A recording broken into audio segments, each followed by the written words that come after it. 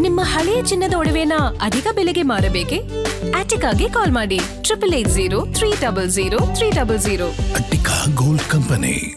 ತಮಿಳುನಾಡಿಗೆ ನೀರು ಬಿಡೋ ಆದೇಶಕ್ಕೆ ಬೀಳುತ್ತಾ ಬ್ರೇಕ್. ಕಾವೇರಿ ನೀರು ನಿರ್ವಹಣಾ ಪ್ರಾಧಿಕಾರದ ಸಭೆಯತ್ತ ಎಲ್ಲರ ಚಿತ್ತ ನೆಟ್ಟಿದೆ.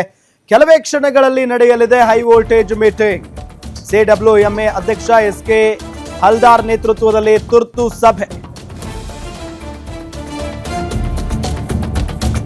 ಕಾವೇರಿ ನೀರು ನಿರ್ವಹಣಾ ಪ್ರಾಧಿಕಾರದ ಸಭೆಯತ್ತ ಈಗ ಎಲ್ಲರ ಚಿತ್ತವೂ ಕೂಡ ನೆಟ್ಟಿರೋದು.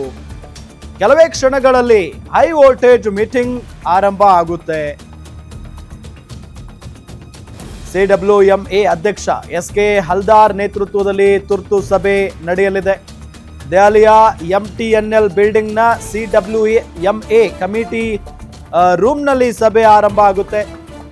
ಕರ್ನಾಟಕ, ತಮಿಳುನಾಡು, ಕೇರಳ, ಪುದುಚೇರಿ ಪ್ರತಿನಿಧಿಗಳಿಗೂ ಕೂಡ ಆಹ್ವಾನವನ್ನು ನೀಡಲಾಗಿದೆ. ಕರ್ನಾಟಕದ ಪರವಾಗಿ ಗೌರವ್ ಗುಪ್ತಾ, ತಮಿಳುನಾಡು ಪರ ಸತ್ಯಬ್ರತ, ಕೇರಳದಿಂದ ಪುನೀತ್ ಕುಮಾರ್, ಪುದುಚೇರಿಯಿಂದ ಡಾಕ್ಟರ್ ಮುತ್ತಮ್ಮ ಭಾಗಿ ಆಗ್ತಾರೆ. ಈ ವೇಳೆ ಕೆಆರ್ಎಸ್ ನೀರಿನ ಕೊರತೆ ಬಗ್ಗೆ ಸಭೆಯಲ್ಲಿ ಚರ್ಚೆಯಾಗುತ್ತೆ. ಇದು ಈ ವಿಚಾರ ಬಂದಾಗಿನಿಂದಲೇ ಈಗ ಕರ್ನಾಟಕ ಹೊತ್ತಿ ಉರಿತಾ ಇರೋದು, ಕರ್ನಾಟಕದಲ್ಲಿ ಪ್ರತಿಭಟನೆ ನಡೀತಾ ಇರೋದು. ಅದರಲ್ಲೂ ಸಿಡಬ್ಲ್ಯೂಎಂಎ ಅದು ಯಾವ ರೀತಿಯಾಗಿ, CWRC ಯಾವ ರೀತಿಯಾಗಿ ಅದು ನಿರ್ಧಾರವನ್ನು ಪ್ರಕಟ ಮಾಡ್ತೋ ಗೊತ್ತಿಲ್ಲ. ಏಕೆ ಅಂತ ಅಂದರೆ ಕರ್ನಾಟಕದಲ್ಲಿ ಮಳೆ ಇಲ್ಲ, ಮಳೆ ಇಲ್ಲದೆ ರೈತರು ಏನು ಮಾಡೋದಕ್ಕಾಗ್ತಾ ಇಲ್ಲ, ಬರದ ವಾತಾವರಣ ಸೃಷ್ಟಿಯಾಗಿದೆ.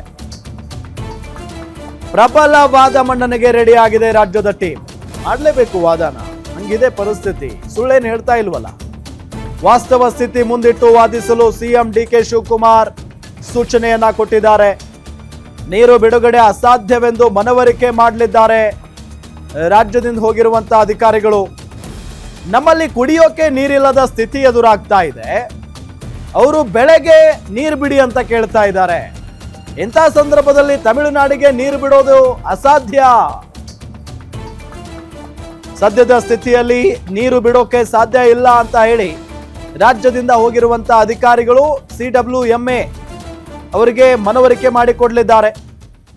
ಪ್ರಬಲ ವಾದ ಮನ್ನಣೆಗೆ ಈಗ ರಾಜ್ಯದ ಟೀಮ್ ರೆಡಿ ಆಗ್ತಾ ಇರೋದು. ವಾಸ್ತವ ಸ್ಥಿತಿಯನ್ನ ಮುಂದಿಟ್ಟು ವಾದಿಸೋದಕ್ಕೆ ಸಿಎಂ ಡಿ.ಕೆ. ಶಿವಕುಮಾರ್ ಸೂಚನೆಯನ್ನ ಕೊಟ್ಟಿದ್ದಾರೆ. ಇದು ಡಿ.ಕೆ. ಶಿವಕುಮಾರ್ ಅವ್ರಿಗೂ ಕೂಡ ದೊಡ್ಡ ಮಟ್ಟದ ಸವಾಲೆ.